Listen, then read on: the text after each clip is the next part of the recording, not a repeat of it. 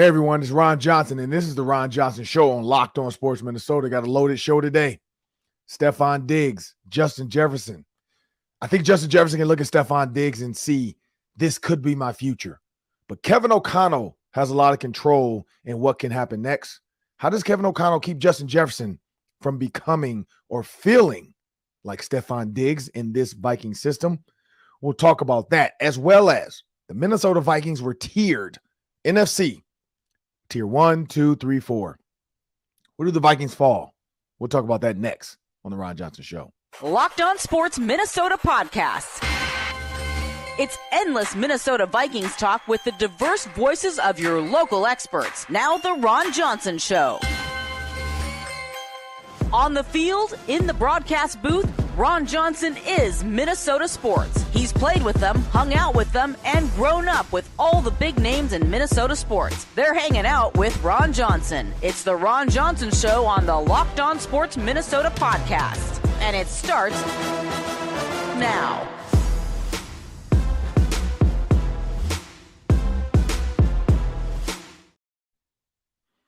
Hey everyone, it's Ron Johnson. This is the Ron Johnson Show on Locked On Sports Minnesota. It's a beautiful Tuesday, sun shining, birds are chirping. Spring, summer is in the air. Today's show, we're going to talk about the Minnesota Vikings, of course. There's some things going on with voting. Good Morning Football did like a little tier. They put teams in tiers, tier 1, tier 2, 3, and 4. Kind of like where they're going to finish this season or what their thoughts are going into the season. The Vikings, I think their tier is determined on what happens to Danielle Hunter. We're going to talk about that. We're also going to talk about Justin Jefferson. Stefon Diggs is not happy in Buffalo right now. Justin Jefferson could end up like Stefon Diggs, but there is a way to stop it because I think Stefon Diggs, his feelings are truly valid. And we want to make sure Justin Jefferson doesn't end up exactly where Stefon Diggs is and how Stefon Diggs feels. We'll talk about that later in the show in segment 2. And then, of course, we got the Daily 3. That's 3 questions, 3 minutes each. We'll see how much time we have, though. Might be 1 minute today, but we'll see how that goes. But remember, this episode is brought to you by FanDuel Sportsbook, the official sportsbook of Locked On. Just make every moment more by visiting FanDuel.com/Locked On to get started today. A lot to bet on, but it's really just baseball right now. But there are a lot of bets. You could do futures. There's some futures bets you could take. We'll talk about that in the Daily 3 because there's some win totals for the Vikings and the Gophers. I got to jump into that. I got to talk about it because I'm going to try to help you lock your money in on this NFL season. So as I bring my producer to the show, Sam Ekstrom, we have to talk about the Minnesota Vikings tiers. Good Morning Football did it, but also people, you can download Locked On Sports Minnesota wherever you get your podcasts, but especially on YouTube. Please go to YouTube for those watching. Hey, how's it going?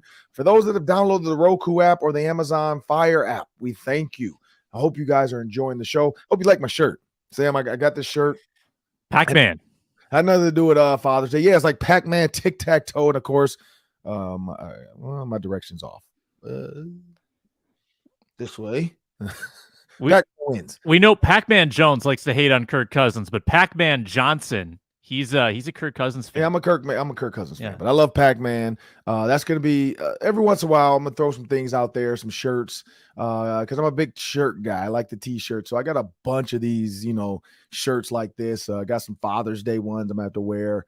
Definitely taking my latest birthday T-shirt to Colorado. My daughter's playing down in Colorado for the Colorado Sparkler, where some of the top club teams travel to play some softball, some elite softball. And that's another reason why my voice is a little raspy. We played up in the 14U division. We got third place. We lost to the team. They ended up winning it all. So very proud of those girls, though. They did a great job. We were in the silver bracket. So of what, 17, 18 teams, 14A. That was really good for some 12-year-olds. So, but yeah, I lost my voice. Sam, here I go with the show, Sam. When you look at the tiers, we talk about Good Morning Football, and Good Morning Football loves to do these things. These are what gets your blood flowing, gets the conversations going. And I sent you the Good Morning Football one. And here's where they put the tiers of teams. And it doesn't really, like, I didn't watch the segment. I don't know. Did you watch the segment, Sam? I don't know if Haven't seen the segment, so I haven't seen their explanations here, but I've got some opinions. But I'm looking at the tiers right now. Got it. Yeah, I didn't see it either. I might have to go back. I'm pretty sure the video's up. We'll have to go back and watch it. But this is my guess. Because tier 1, you got the Eagles and the 49ers. So I don't know if those are like dominant teams, lock, NFC. You know, we feel like that could be the NFC championship. Could be. Then you got tier 2. My guess is contenders to make it to the NFC championship. You got the Cowboys. You got the Seahawks. You got the New York Football Giants. And you got the Minnesota Vikings.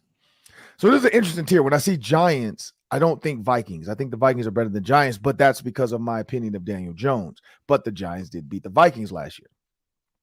So when I see Dallas Cowboys, Minnesota Vikings, Seattle Seahawks, New York Football Giants, that's tier 2. Then you got tier 3. My guess is contenders, teams on the rise, teams that can make a run, maybe. You got the Lions, you got the Rams, and you got the Saints. Again, I spoke highly of the Lions, so I like that. And then you have tier 4, which I don't really know what this tier is.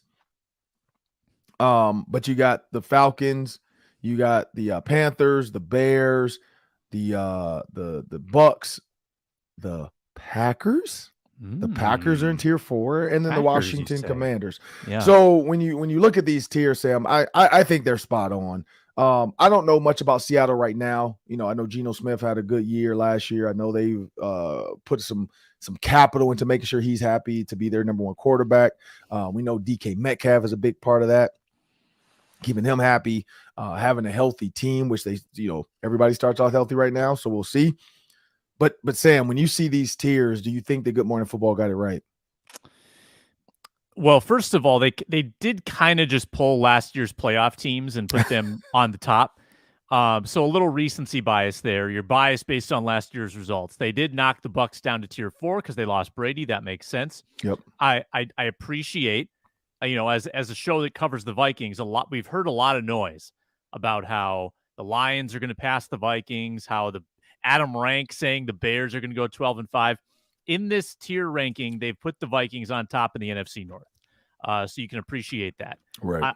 I think that if I were ranking the Vikings on this tier system, Ron, but if I could use decimal points, I'd probably put them 2.5 because I think they're kind of fluctuating between that 2 and 3. I think that with that defensive rebuild that they're undergoing, and maybe you'll talk here about, you know, Danielle Hunter's impact on it. I'm not sure that they're closer to 1 than they are 3. I think that they're like kind of teetering between that 2 and 3 ranking. How do you view it? Yeah, I would say that. I'd say 1 to 2. I'd say with Danielle Hunter or without, I think they're 2. Or sorry, with or without, they're 1 or 2. Without Danielle, yeah, I think you're right. Could be 2 to 3 because you never know. I think the Bears are going to do some things. And here's how they do it, Sam. So here's the breakdown of the 4 tiers. You got the big dogs. Tier 1, so I like that. Hovering, which means they have a chance. To be determined, we're not too sure. And then shock the world. So meaning if they do something, it's going to shock the world. Because here's the AFC, and it makes a little bit more sense in the AFC because it's not loaded in shock the world. It's loaded in to be determined in tier 3. So here's where they go with this. You got the Chiefs and Bengals, 1, of course. That was easy to figure out. 2, you got the Dolphins, Bills, Jags, Ravens, which is hovering.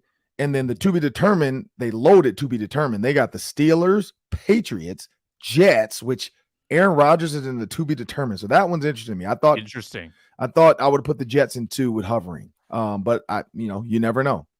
You got the Tennessee Titans, you got the LA Chargers, and then you have the Cleveland Browns. And then 4, shock the world. I mean, if they do something, it's going to shock everybody. I mean, we could have guessed this. 2 teams with 2 young quarterbacks. You got the Texans, you got the Colts, and then you got the Raiders, who's still trying to figure it out because they got Jimmy Garoppolo, but he's hurt, so who knows what's going to happen if he can make it back. And then you got the Russell Wilson and the Denver Broncos, as if they do something, they're going to shock the world. So makes a little bit more sense when you go back to that with the NFC. Big dogs would be the Eagles, 49ers, hovering, Cowboys, Vikings, Seahawks, Giants. They only have 3 teams in the to be determined. That's Lions, Rams, Saints. And then, of course, if they do something that's going to shock the world, makes a lot more sense now. Falcons, Panthers, Bears, Bucks, Packers, and Washington football team, Commanders. So, and then the comments are funny. Like, people are saying, why are you disrespecting the Lions so heavily? Of course, like, to be determined to me doesn't feel like disrespect. To be determined just means I think you have a chance, but let's see what happens. I mean, to put the Lions with the Rams and the Saints, that's two really good teams. Yeah. That if Matthew Stafford's not hurt, who knows what the Rams do last year? Like, I think people are forgetting that. Like, it wasn't like a fully healthy season for the Rams. And so for people to feel, disrespected or whatever, I think you should be very happy of where the Lions sit. The Lions definitely aren't, you can't put them ahead of the Vikings right now. You could move the Cowboys, though, because you really don't know the Cowboys. But you could move the Cowboys into to be determined. I mean, honestly, that whole tier 2 could be to be determined. Like, I honestly could see the Vikings in the TBD in tier 3. Usually I'm high on the Vikings, but right now with this defense, like you said, in flux, they're fluctuating. Danielle Hunter might be gone. It is what it is. So here's another thing.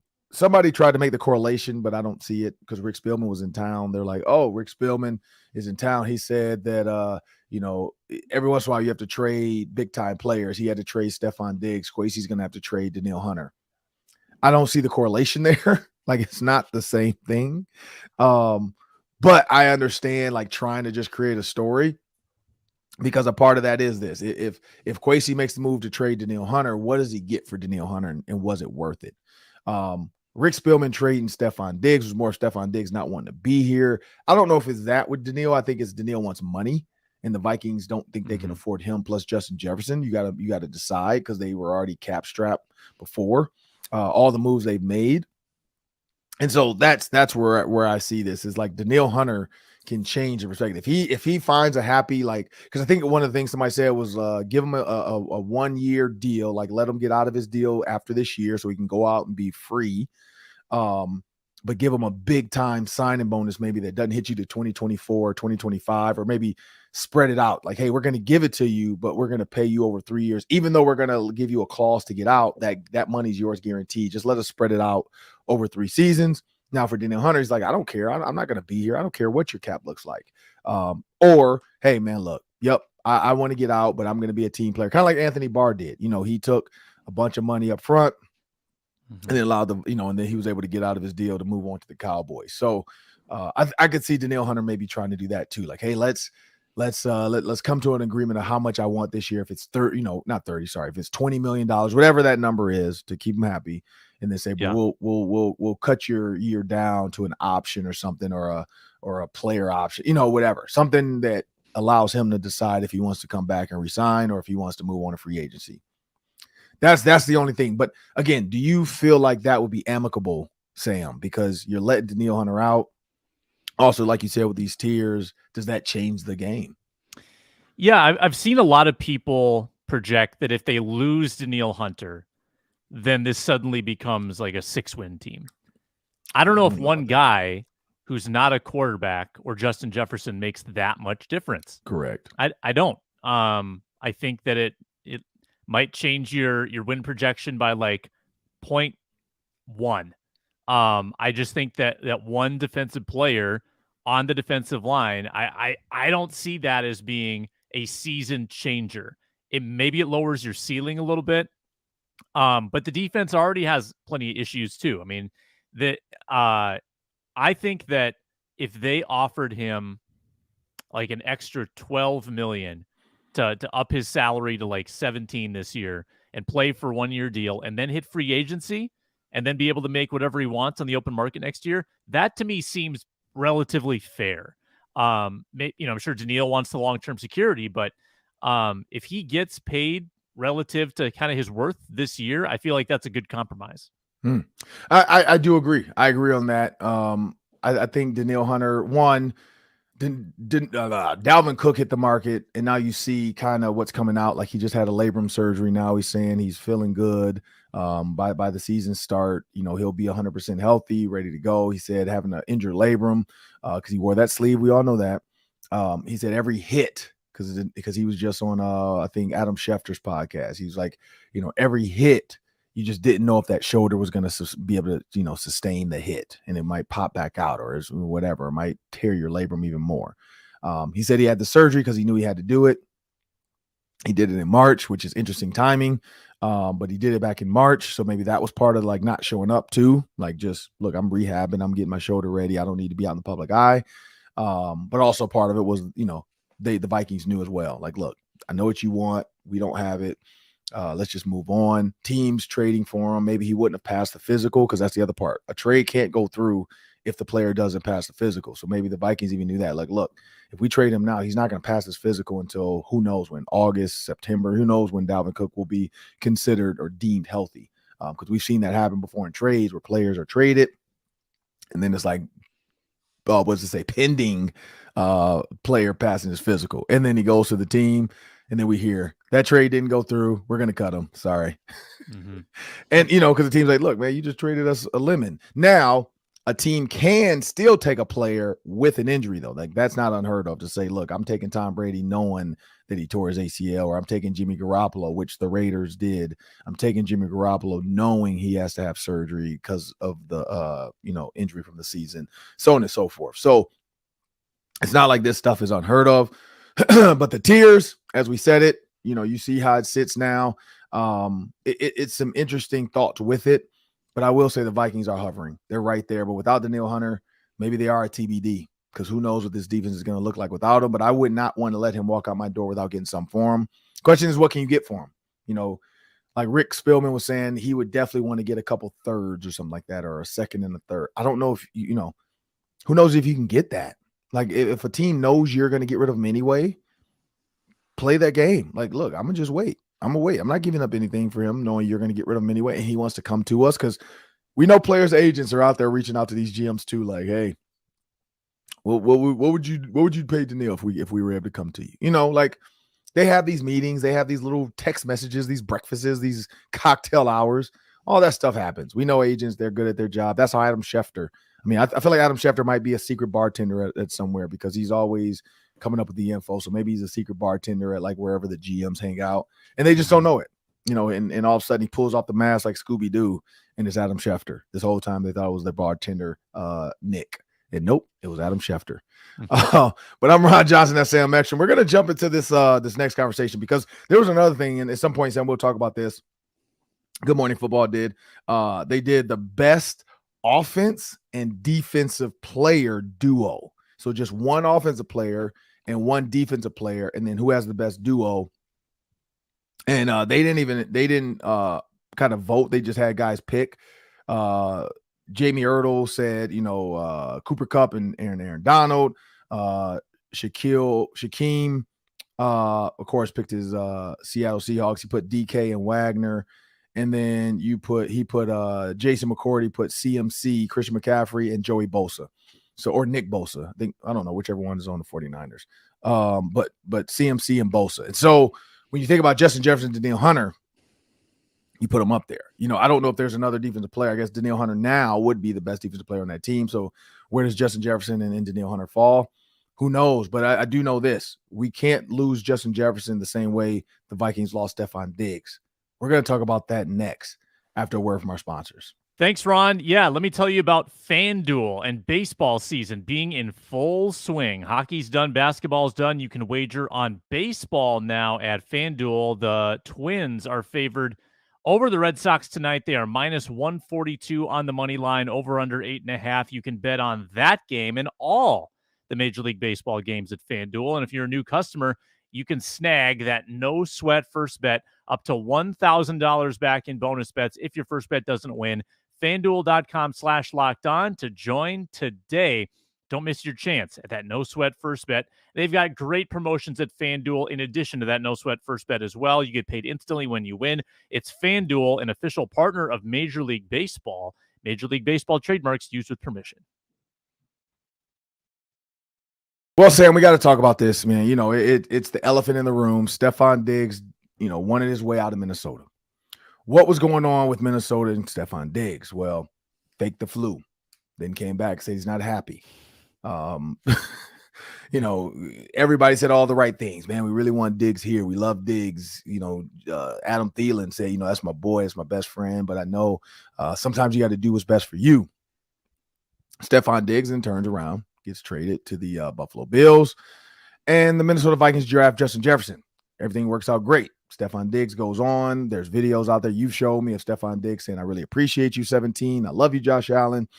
And then the last game, Stefon Diggs basically went off, like on the sideline, but basically like in the heat of the moment type, not like brutally going out, like just like you like looking at Josh Allen, like you see me, like what's going on, man? What's going on, 17? Come on, man.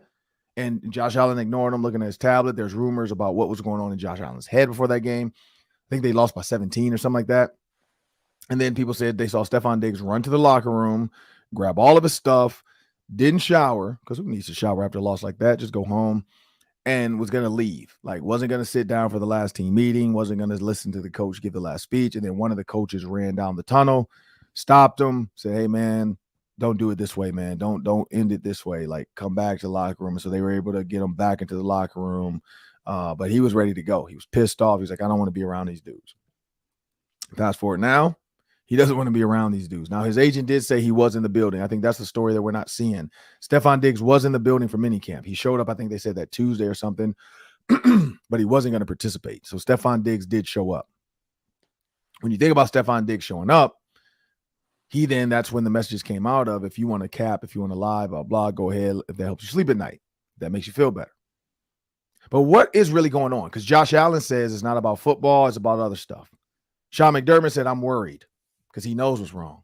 Then in the same breath, Josh Allen goes on and says, yeah, but we got to get Diggs more involved in the offense. We know he wants to be more involved in the decision-making, the planning of the offense. We got to get him more involved.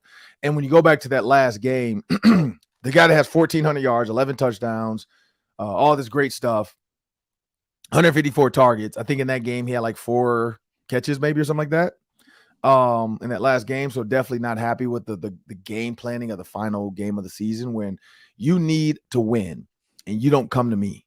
Like, I'm your guy and you don't put me in this game plan. So I don't know if they were using him as a decoy, if he felt like Josh Allen wasn't seeing him, because he's saying like, dude, I'm wide open. What are you looking at? Like, what are they telling you in your helmet that you're not looking at me because I'm wide open? Whether the coach is overcoaching. Hey man, they're gonna double Diggs here, so look at Gabe. They're gonna double Diggs here, so look at Knox. Because Diggs was open on some of those. And when I say open, he was just man-to-man coverage. Man-to-man coverage, Stefon Diggs is like Justin Jefferson. He's open, throwing the ball. And so how can Kevin O'Connell not let Justin Jefferson end up a telltale story for the state of Minnesota like Stefon Diggs is becoming? One, Stefon Diggs' feelings are valid. So what do? You go to Justin Jefferson now. Receivers are not known to be involved in offensive planning. It's not what they do. The NFL has never really gone to a receiver to say, hey, do you want to be a part of the game plan? I mean, I think if you go back to Jerry Rice and say, how often did Joe Montana and your coach, way back when, put you involved? Like, were you part of the offensive coordinator's game plan? Probably not. Maybe Larry Fitzgerald, because we know he's super smart. T.O., I don't think he ever was involved in the offensive game planning. Ocho Cinco, I don't think he ever was involved in the offensive game planning. Lynn Swann, John Stallworth, probably can ask both of them. Probably never were involved. We can go to Chris Carter. Probably never was involved. You know what I mean? Like, there's a lot of guys, a lot of people that were never really involved in the game plan. Now, as guys got older, like a Chris Carter, maybe it just was a part of the thing because his quarterbacks were younger than him. So now it's a different mindset. Your quarterback's young, you're going to need me. Like Adam Thielen right now, I guarantee is a part of the offense of helping Bryce Young come along. Stefon Diggs is young, just like Josh Allen. So I could see them like putting all the money in Josh Allen, letting Josh Allen make the decisions, and Stefon Diggs feeling like he's on the outside looking in. That's where Kevin O'Connell can flip that script. One, and we'll talk about this in Daily 3, possibly drafting a new quarterback as Kirk Cousins plays the final year of his season. So how do you prepare Justin Jefferson early for being the leader? You start allowing him to see the game plan. You start asking him questions about the game plan. You make sure, like the Rams, Cooper Kupp's the first, Justin Jefferson's the first. He's the first. He's the last. He's Kirk Cousins' everything. He's all the answers to all his dreams. He's his sun. He's his moon, his shining star. Justin Jefferson is kind of wonderful. That's what you are. I know there's only one like you. Sam, you probably didn't know the song before I got to that, did you? Or did you know it was going? You had no I'm just idea. swaying along. I don't know what you're singing, but I'm swaying. You have no idea. Oh my goodness. Shining, You're the first, shining star, my last, my everything. Barry White. Sam is all right. Barry Well, White. you switched on me because you were doing Shining Star like 10 seconds ago. So that's confused. the Shining Star stole Barry White's deal. Oh. It's Barry White's song. Okay. So that's the song. Doo doo doo doo doo doo doo doo doo doo doom doom doo doo doo doo doom doom doo doo doo doo doo. That's the You got to download it. Sam said Barry White. That's his song. The only reason I know that song, I'm not gonna lie, because I wasn't a big Barry White fan growing up. The movie with Chris Tucker, which I know you haven't seen. Money Talks. Have you seen Money Talks with Chris Carter or Chris Carter? No. Chris Tucker. I've seen Chris Carter on TV. No, but Money Talks with Chris Tucker and what's his name? Tiger Blood guy. Not Emilio Estevez, but the other one, Charlie Sheen. Charlie Sheen and Chris Tucker in a movie together. Barry White, that's the song, and Chris Tucker is singing that at the very beginning of the movie as he's like washing a car that we find out later I think was stolen because he's a criminal that ends up like becoming a big part of the police heist, like to try to like stop this diamond guy and blah blah. But that's the part of it. Like it's a good song. But anyway, Justin Jefferson is Kirk Cousins' first, last, and everything. He needs to be Kevin O'Connell's. They need to make sure now Justin Jefferson understands how important he is. Meetings, taking that time with them, lunch. Because what you don't want to do is years down the road, you put so much time into building up a quarterback, whether it is J.J. McCarthy, whoever the Vikings might draft. Like I said, we'll talk about that. Caleb Williams somehow. If they pull off a Danielle Hunter trade to get the first pick and then get Caleb Williams. When you think about Kirk Cousins and you think about Justin Jefferson, you got to look at your future. Kirk Cousins is probably not your future. Justin Jefferson is. You got to make him feel wanted and loved. And I think that's where Stefon Diggs has twice now has felt like he's not wanted, loved, and needed in that offense. But I think that's how you stop that. You do it early now. You start showing Justin Jefferson how you put the game plan together, why he's important in this game plan. What do you think about this play? Hey, is there any other routes that you think we can change this to? Do you want to be the choice route guy? Like just completely putting it on the table for him so that when it's time and feelings are involved and tight situations happen, because tough times come. Tough times come, but they don't last. Tough people do. And if you can toughen up this relationship, you'll last. Because when those tough times come, when they lose maybe to the Packers who suck, it's going to be tough. If they lose again in the playoffs, like they did to the Giants, it's going to be tough. How do you alleviate some of that and pre-deal with it? Like, how do we build this relationship so we don't end up with Justin Jefferson being so mad that he doesn't want a Cooper Kupp type deal? Now, Cooper Kupp took the deal after winning the Super Bowl, so it's a different euphoria. His euphoria was, we won a Super Bowl. I want to be back here. How do I come back? If you lose again before the NFC Championship, how do you get a euphoric contract signing? Stefon Diggs, $72 million. That was a euphoric offer. The Minneapolis Miracle just happened. Here's $72 million, bud. I love you. There's some euphoric. We know that. There's some euphoric contract offers that are put out there after big moments. Joe Flacco wins the Super Bowl. Let's make him the highest paid quarterback in the NFL. You know, like there's a lot of those euphoric moments. People want to act like it's not. GMs are human beings. Owners are human beings.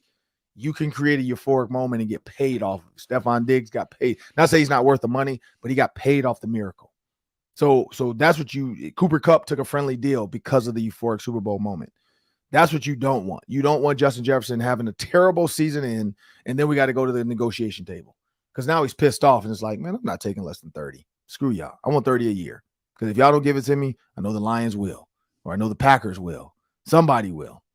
And so that's what you don't want to end up where he's frustrated and wants to be traded, and then he's holding out and so on and so forth. I don't understand. What are your thoughts? Yeah, I think that you're right in that you've got to lay the groundwork now. Kevin O'Connell built up, I think, some really good equity last year by proving that he can scheme Justin Jefferson open. He can find ways to get him the ball, and that's going to be of the utmost importance. And I don't think Justin Jefferson's going to run into issues with Kirk Cousins on this team. But there could be frustrations down the road if you have to break in a rookie quarterback, let's say next year, it might not be the same for Justin Jefferson, because up to this point, it's been a little better every year. He's getting the ball more and more and more, and the accolades and the yards and the touchdowns and the fame and the money, and it's all coming his way. But he might plateau at some point, and if he has to change quarterbacks, they might not be able to get the ball to him like Kirk Cousins. They might not be able to anticipate those windows, throw the ball into tight spaces, and get Justin Jefferson 184 targets, which he had last year. So wow. You have to lay the groundwork now so that if some tough times come around, everything's good, that Justin Jefferson is bought into the coach and that those two are tight, because once Kirk Cousins is gone, then I think Justin Jefferson quickly becomes the most important person in the organization, probably even more important, than that rookie quarterback or whoever the quarterback is at that point.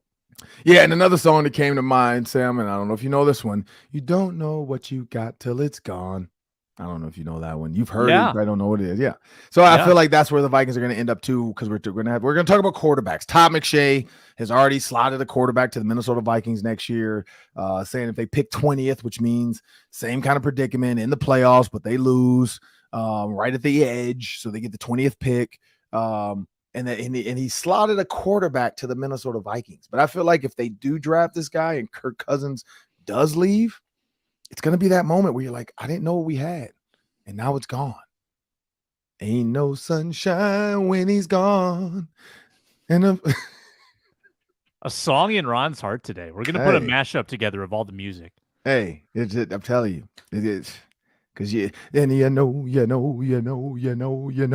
that was from a TV show. I think either like Fresh Prince of Bel-Air, I think is what it was, because the record had skipped, and so Will had to bump it, and then he was sad he lost his girlfriend. But some good songs, some good show. I'm a TV movie guy, people. For all the everydayers, I love movies, I love TV. So a lot of my songs I grew up knowing is because of TV. So if it was in a movie, it was in a TV show, I knew it. But we got to get into the Daily 3. That's 3 questions. We're going to take about 2 minutes each. But before we do that, people, understand SiriusXM is a partner with Locked On Sports. Love XM Radio. I went down to Iowa to my daughter's softball game. Rochester to my daughter's softball game. I also went down to Iowa. Cool thing, I was able to always have the radio nonstop the entire drive, no cutouts. Why? Because it's satellite. Going to Colorado for softball, I'm going to have the app. I already have it on my phone, but I'm going to have the app. So now I can Bluetooth my SiriusXM app and my music to the car we get when we land from the airport, because I know we have to rent a car. So if that car doesn't have XM radio, boom, I got it right here on my app. So that's the cool thing about the app, people. That's the SXM app. You can download to your phone. You can check out plans in order to be able to have the radio wherever you go. Some great plans out there, too. You can pay it off. I paid off 3 years in advance. So I'm covered for 3 years now, Max and Radio, me and my wife. But tonight, the Minnesota Twins host the Boston Red Sox tonight, beginning at 6:40 p.m. You can catch every pitch of the Twins' hometown broadcast with Sirius XM on the SXM app. Just search Twins. I got some Twins talk, too, saying we'll have to do this tomorrow. Yeah. Funny story about the Twins. I don't know if you noticed, though. The number one hitter for the Twins is Carlos Correa, 52 hits. Do you know how many hits Luis Ariz has right now? Yeah, I was following this last night. It's 102. Yep. He has 50 more hits than the Twins' best hitter. He's hitting 400. I know. It would take 2 Twins, 2 of the top Twins, it would take to get to what Luis Ariz has done by himself. Sad. Very sad, Sam. Very sad. Yet again, another telltale sign of why you want to keep, telltale story, sorry, why you want to keep guys like that. But it's time for the Daily 3, man. That's 3 questions. I'm going to take about a minute each. Take it away, Sam. All right, you tease this up. Let's pay it off. J.J. McCarthy mocked to the Vikings by Todd McShay. He's projecting the 20th pick of the draft, so that would basically be like a wild card playoff loss again. J.J. McCarthy's stats last year, just for the record, for Michigan, 65% passer, 2,700 yards, 22 touchdowns, 5 picks. Don't know how much McCarthy you watched last year, Ron, but what would you think about the Vikings going with him in the first round? So this is the thing about J.J. McCarthy. I have watched a little bit of him just because of, he's in the Big Ten. So, and I'm a big, I love the Michigan. I grew up Michigan, Ohio State game. So I love that. Here's my thought about this. J.J. McCarthy, here's a good thing about him. He is a prototypical mid-sized quarterback, 6'3". 6'3" is not small, 200 pounds. So he's a solid, he's my size. He's a solid guy, big frame, can take hits, a little Kirk Cousins-esque, so does have a Kirk Cousins to him. A little bit more mobile though. He does run pretty decently. I know they use him a little bit with some rollout stuff and some quick game stuff where he has to move. He's very mobile in the pocket. He does have a former quarterback as a head coach, so I think that's another key. Harbaugh always felt like he was missing a quarterback, and that's why every year you notice he kept trying to trade NIL, but he kept trying to transfer guys in. Well, now he has his guy. Now he has a guy he thinks he likes. I could see the Vikings. I mean, I would not be opposed to that. Why? Because maybe the Michigan man in him has some Tom Brady in him. He comes to the Minnesota Vikings. Maybe they can sign Kirk to one more year. But the kid can run a little bit, and I think that's the big difference. He can run a little bit, so he's a little bit different from Kirk Cousins there. He's beaten Ohio State, and that's the key to like keeping your job at Michigan. Same with Ohio State, keeping your job at Ohio State. You have to beat Michigan. You have to beat Ohio State. He's beat Ohio State badly. So yeah, I would not be opposed to it. If you're looking at opportunity guys you can get, you're not going to get Caleb Williams. I mean, not unless you trade Justin Jefferson for the overall first pick, and you don't know which team's going to have that.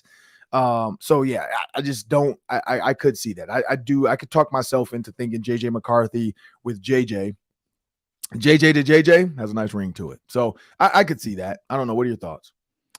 Yeah. Let's see how he does this year. Yeah. These quarterback prospects are always changing. Right. And it's so random to predict where the Vikings are going to be picking.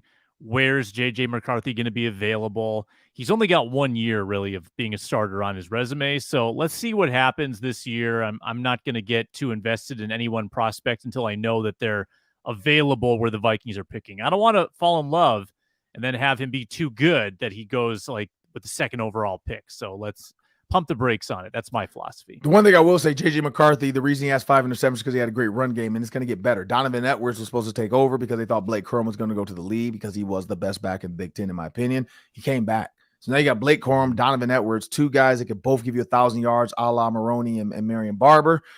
So Michigan's going to be double loaded at running back. Their defense is back. Makari Page, my cousin, but like a nephew because he's so much younger than me. But he's going to have a big season. He's going to be starting at safety this year. So maybe we'll get him on the pod. Maybe I have to get him on the pod this week. I'm going to hit him up. But yeah, the thing about Michigan, man, is just figuring out what's best for the Vikings. So we're going to have to watch some Michigan football this year to see if JJ McCarthy's the guy, because I'm definitely going to have my eye on him. So what you got next? Yeah, all right. FanDuel, win total projections. The Vikings are projected at 8.5 wins this year. The Gophers football team projected at 7.5 wins. Ron, could the Gophers win more football games than the Vikings? Anything can happen. Anything can happen. So yes, they could. They could win more games than the Vikings. I just don't think when you look at the number of games, 17 games versus 12, the chances of the Gophers winning more than the Vikings are very low because the Gophers would have to win 11 games. I think the Vikings are going to win 10. The Gophers would have to go 11-1. Now, I'm not saying they can't do it, but they would have to go 11-1 to win more than the Vikings. Maybe I'm too bullish on the Vikings, but the way it sits right now, because of the Bears, because of the Lions, because of the Packers, I feel like that's 4 wins at least. That's at least 4 wins. They split with the Bears, split with the Lions, 2 to the Packers are going to win. Maybe they get both from the Bears. Maybe they get both from the Packers and they get one more. That could be 5 wins of those 2 teams they have to play twice. Now you just got to split with the other ones to get 10 wins. I just feel like 10 wins for the Vikings, so the Gophers have to get 11. So the chances are slim for the Gophers to win 11 games. They have to go 11-1, but that's just right now as I see it. Yeah, so the Gophers probably would have to win at least 9 to make this a reality. And I think, they play Michigan, they play Ohio State this year, right? They've got the 2 toughest teams in the conference. So that might be 2 losses right there. At Purdue is tough. At Iowa has been their kryptonite. So I think the Vikings still outdo the Gophers in win total, but that'll be something to track throughout the year. Last one, speculation, according to John Krasinski, that the Timberwolves are making calls trying to get back into the first round of the NBA draft. Of course, they don't have a first round pick because of the Rudy Gobert trade. Ron, do you expect any trade activity before Thursday's draft? I don't. I mean, unless it's Cat, I don't see how you get back in the first round, or unless you leverage more of your future, which I don't see a prospect out there. I mean, unless you're trying to go get Scoot Henderson or somebody in the top 3, I find it tough. Now, there's a thing, just like Walker Kessler. Maybe they feel like, you know what, we had Walker Kessler and we screwed that one up. There's another guy I think we would be really good at. We should get. So maybe there is, some tea leaves they've been reading, and there's another guy out there. So maybe we don't know of a prospect. Because that's the thing about the NBA draft, man. After the top 4 to 5, it kind of it falls off because you're like, who is this guy from Serbia? Who is this guy from the Ukraine? Like, who is this guy from G League Ignite? It's just. The college, the days of the college, the Chris Webbers, the Jalen Roses, the Dwayne Wades, it's far. It's far and few between. Pablo Banchero probably be the last one. Jalen Suggs, and those guys are already staying for like 1 year now. So it's not what it used to be, where college basketball was kind of giving you your guy every year.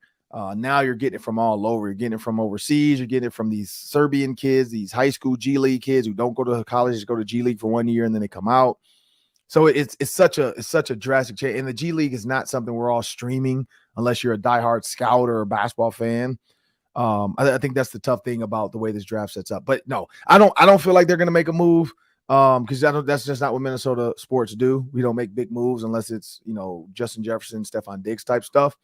But I don't feel like and that big move wasn't seen as great. When they traded Stefon Diggs, everybody was like, oh my God, it's over. We're all this law. I can't believe we traded Stefon Diggs. What are we doing? We're so stupid. We traded with who? The Buffalo Bills. Oh my God. For the 22nd pick. That's it. That's all we got for Stefon Diggs. Oh my goodness. And then we got Justin Jefferson. Everybody's like, oh my God, that was the best move ever. Rick Spielman, you're a genius. So yeah, I don't know. We'll see. I don't know. What are your thoughts? Do you think there will be a trade? I mean, I look at the roster, like, I don't think Taurean Prince would get them a first. I don't think Mike Conley would get them a first. If they wanted to deal Jaden McDaniels, I guess, maybe. Right. But why would you trade, a younger piece, a two-way player like McDaniels and start over with somebody? Like, I know they probably want to get the roster cheaper at some point. They can't keep everybody, and they're going to get very expensive very fast. But unless there's a blockbuster cat deal coming down the pipe, I don't see them getting back in the first round, no. Yeah, that's going to be a tough one, but the NBA draft, we'll see. We'll see Victor Wembanyama. He's going to end up with the Spurs, of course. Looking forward to that. And then after that, Scoot Henderson, or do you take the kid from Alabama? Everybody's now indecisive about who should be the next person to go. Some teams are saying if they had the first pick, they would take Scoot Henderson because they think he's a longer, predetermined scorer. Not saying he's Michael Jordan, but just has a better chance than Victor. But you never know. We'll see. There's been a lot of guys that have gone top number one, and then they – Porzingis, we loved him for a while. Victor might just be a unicorn that we love, and then he gets in the league, and we're like, I don't know where to put this kid. Think about what Victor's worth to San Antonio from a ticket selling standpoint, merchandising standpoint, marketing standpoint. Like that alone, even if you don't win a lot of games the first year, that alone is just so valuable to put a smaller market kind of back on the map after they've been really bad for a few years. You got to take Victor. Yeah, they're going to sell out. Oh, they're going to sell out. Tickets are going to sell out. The stuff is going to sell out. Oh, yeah. Yeah, they're going to do that. But I'm Ron Johnson. I say I'm actually. This is Ron Johnson Show on Locked On Sports Minnesota. I want to thank you guys for joining us. Those that continue to download, like, share, and comment. Let us know what your thoughts are. Is there a way for the Minnesota Vikings to be considered a big dog with the Eagles and the 49ers? Or are the Vikings a to-be-determined team? Did they put them too high? Are they not a hovering? Are they a to-be-determined team because we just don't know what they're going to look like with this Brian Flores defense? Let us know your thoughts. But again, also remember, if you want endless Vikings talk, make sure you subscribe people on YouTube. Just search Locked On Sports Minnesota. You just had to have an email address to have a YouTube account, and then hit that subscribe button. All of our videos will pop up every single time we load one up. I want to thank you guys. Have a great day.